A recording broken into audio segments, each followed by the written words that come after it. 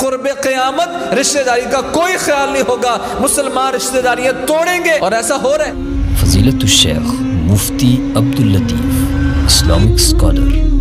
رسول اللہ صلی اللہ علیہ وسلم سفر میں تھے، ایک بدو سامنے آ گیا، عربی سامنے آیا، صحیح بخاری و مسلم کی روایت ہے، دیہاتی سامنے آ گیا اور چلتی سواری کی اس نے مہار تھام لی، کہا یا رسول اللہ میں چاہتا ہوں اخبرنی بعمل یدخل الجنہ، یا رسول اللہ کوئی عمل ایسا بتا دیں جو مجھے جنت میں داخل کروا دے۔ تو محمد کریم صلی اللہ علیہ وسلم نے کیا فرمایا؟ کہا تعبد اللہ ولا تشرک به شیئا وتقیم الصلاة وتؤتی الزکاة وتصل الرحم۔ یا رسول اللہ کو عمل بتا دیں جو جنت میں داخل کروا دے۔ کہا اللہ کی عبادت کرو، اللہ کے ساتھ شرک نہ کرو، عبادت کرو شرک نہ کرو، وتقیم الصلاة وتؤتی الزکاة، نماز قائم کرو زکات دو۔ توحید کی دعوت دی، نماز کی دعوت دی، زکات دینے کی بات کی، چوتھی بات کیا کی؟ وتصل الرحم، جنت میں جانا چاہتے ہو بدو دیہاتی تو جنت میں جانا چاہتے ہو تو پھر رشتہ داری ملاؤ۔ یہ بات کہا چھوڑو میری سواری کی مہار۔ جلدی میں تھے رسول اللہ صلی اللہ علیہ وسلم، سفر میں تھے، پر اس نے نصیحت کی بات کی تو کیا کہا؟ توحید کو اپناؤ،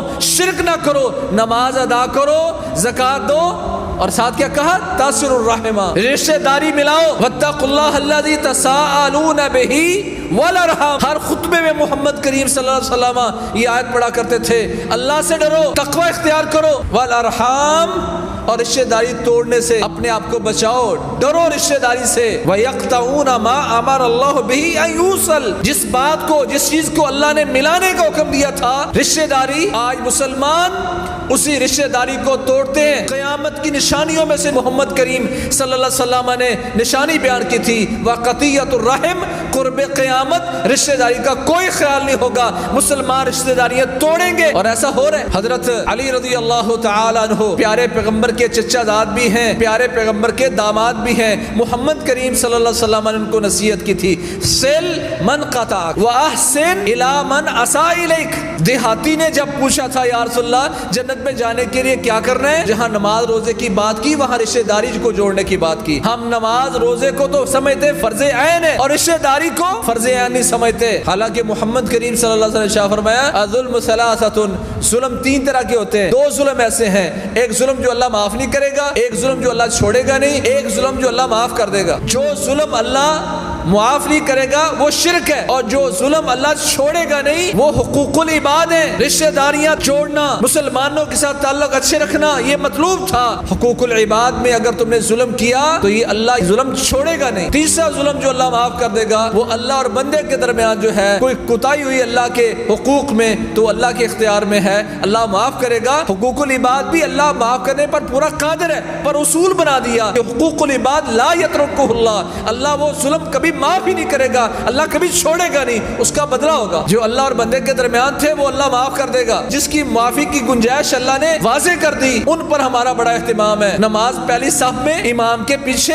دعائیں، اذکار، تلاوت سارا اچھا، پر اخلاق اچھا نہیں ہے، لوگوں کے ساتھ رویہ اچھا نہیں ہے، سبھی کہتے ہیں یہ بندہ ہے، بچو اس سے۔ آپ لاکھ کہیں آپ اچھے ہیں، قسم اللہ کی آپ اچھے بندے نہیں ہیں، اچھے انسان نہیں ہیں، اچھے آدمی نہیں ہیں۔ وہ عورت جس کی نماز، جس کا روزہ مشہور تھا، تذکر من صلاتها وصیامها، نفلی نماز پڑھنے میں مشہور تھی، نفلی روزے رکھنے میں مشہور تھی، پیارے پیغمبر کے سامنے اس عورت کا ذکر ہوا، یا رسول اللہ فلاں عورت نماز میں بڑی مشہور ہے، نفلی روزے بہت رکھتی ہے، ولیکن تؤذی جیرانہا، پر اس میں ایک مسئلہ ہے بد اخلاق، ہمسایوں کو بہت تنگ کرتی ہے۔ فرمایا ہی فی النار، اس کی نماز مشہور ہو، اس کا روزہ مشہور ہو، اگر اس کے ساتھ اس کے تعلقات مسلمانوں کے ساتھ اچھے نہیں ہیں، ہی فی النار، وہ عورت جہنمی ہے، آگ میں جائے گی۔ یا رسول اللہ فلاں عورت ہے، فرضی نماز فرضی روزے کرتی ہے، زیادہ کوئی نوافل اور زیادہ کوئی نفلی روزے نہیں رکھتی، ولیکن تحسن الی جیرانہا، پر ہمسایوں کے ساتھ بڑا احسان کرتی ہے۔ کہا ہی فی الجنہ، وہ جنتی ہے، جس کے روزے مشہور تھے، جس کی نماز مشہور تھی،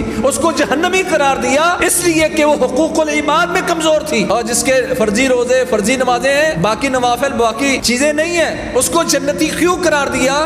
کہ وہ لوگوں کے ساتھ اس کا بیہیویئر اچھا تھا، معاشرے میں وہ لوگوں کی قدر کرتی تھی، احسان کرتی تھی لوگوں پر۔ ہمیں اس سے فکر نہیں ہے، میں اس پہ مطمئن ہوں، نماز پڑھتا ہوں، روزہ رکھتا ہوں، اسی لیے آپ نے اس صحابی کو فرمایا تو اللہ کے ساتھ عبادت، اللہ کی عبادت کرے گا، اللہ کے ساتھ شرک نہیں کرے گا، نماز قائم کرے گا، زکات دے گا، تو یہ اتنا ہی کافی نہیں ہے، وتصل الرحم، رشتہ داری کو بھی جوڑے گا۔ خیر کی بات آگے شیئر کیجیے اور اپنے لیے صدقہ جاریہ بنائیے۔